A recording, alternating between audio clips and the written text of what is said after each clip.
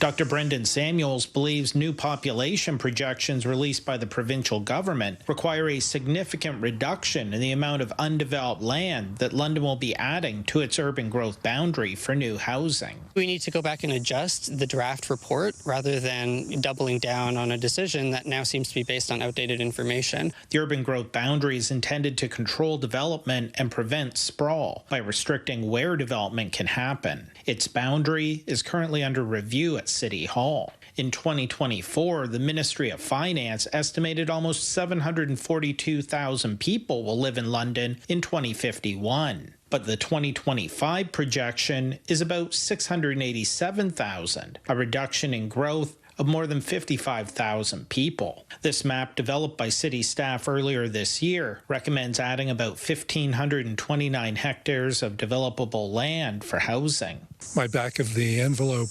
calculation shows a little over 900 hectares no longer being needed for housing. The London Development Institute, a lobbying organization for local developers, warns that if there aren't enough hectares added within the urban growth boundary, land prices will continue to rise and drive up the future cost of homes. Doesn't mean that we'll be growing out to that urban growth boundary in 30 years.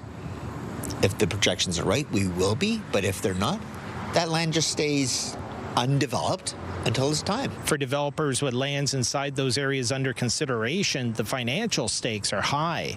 The value of property can increase 5.5 to 8 times if it moves from outside to inside the urban growth boundary. We've handed the keys to private interest developers who are going to profit off of these decisions in the short term as well as in the longer term. The current urban growth boundary has been in place as of next year 30 years. The urban growth boundary that's being out for consultation and for discussion adds the next 30 years. One would think that our council would want to use the most up-to-date information and be consistent with the provincial planning statement. A community information session is being held Wednesday at 7 p.m. at City Hall about the urban growth boundary expansion. Daryl, Newcombe, CTV News.